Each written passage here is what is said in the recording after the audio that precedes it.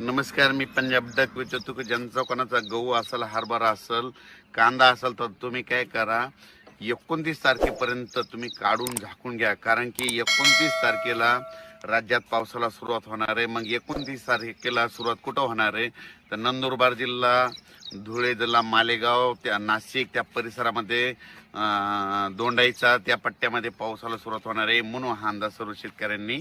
उत्तर महाराष्ट्रातल्या शेतकऱ्याचा जर कोणाचा कांदा असेल तर तुम्ही काय करा, 29 तारखेपर्यंत झाकून ठेवा. कारण की ना उत्तर महाराष्ट्राकडे 29 तारखेला पाऊस सुरुवात होणार आहे, गारपीट देखील होणार आहे. म्हणून हा अंदाज खास करून त्या उत्तर महाराष्ट्रातल्या शेतकऱ्याला. मग गारपीट कुठं होणार आहे तर गारपीट या ठिकाणी एखादा नदी असेल तर नदीच्या बाजूला दोन्ही साईडने 1 किलोमीटरच्या अंतरानं, कॅनलच्या बाजूनं दोन्ही साईड 1 किलोमीटरच्या अंतरानं, तळ्याच्या बाजूनं चारी बाजूनं 1 किलोमीटरच्या अंतरानं गारपीट होऊ शकते. म्हणून उत्तर महाराष्ट्रातल्या शेतकऱ्यांनी नंदुरबार जिल्हा, धुळे जिल्हा, जळगाव जिल्हा, नाशिक जिल्हा, त्याच्यानंतर ठाणे ह्या देखील, त्याच्यानंतर इगतपुरी ह्या शेतकऱ्यांनी देखील हा अंदाज लक्षात यायचा.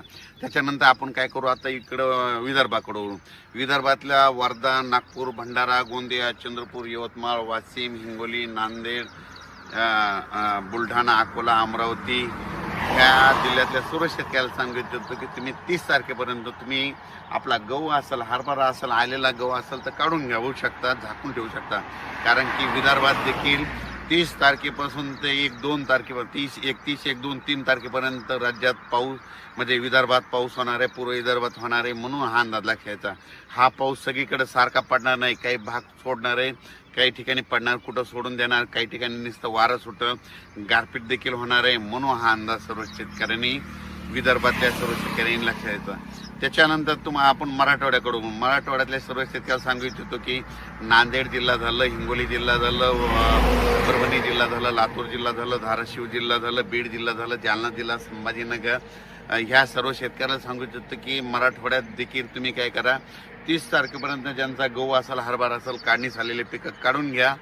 कारण की मराठवाड्यात देखील चांगला पाऊस, काही ठिकाणी वारा सुटेल, कुठं पाऊस पडेल, कुठं काही ठिकाणी गारपीट देखील होईल, काही भाग निरंक देखील राहील, काही भाग सोडून देईल. म्हणजे हे अवकाळी पाऊस सगळीकडे होत नसतं. म्हणून ही सर्व प्रथम सर्व शेतकऱ्यांना लक्षात येतं. मराठवाड्यातल्या शेतकऱ्यांनी देखील आपण आपल्या पिकाची काळजी घेणे गरजेचं आहे.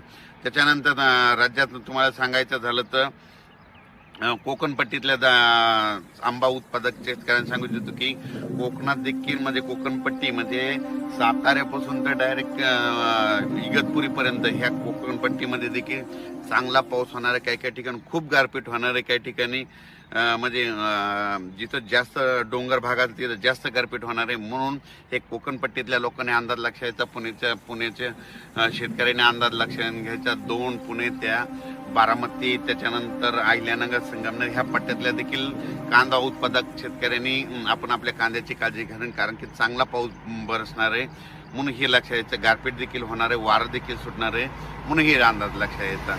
त्याच्यानंतर तसेच महाराष्ट्राच्या बाजूला तेलंगणा आहे, तर तेलंगणातले डोंगळे तहसील, डोंगळे त्या शेतकऱ्याला सांगू इच्छितो की तुम्ही काय करा, 30 तारखेपर्यंत तुमचा गहू असेल, कांदा असेल, धान असेल तर तुम्ही काय काळजी घ्या. कारण की तेलंगणात देखील पाऊस पडणार आहे. त्याच्यानंतर कर्नाटककडे देखील तुम्हाला सांगू इच्छितो, कर्नाटकमध्ये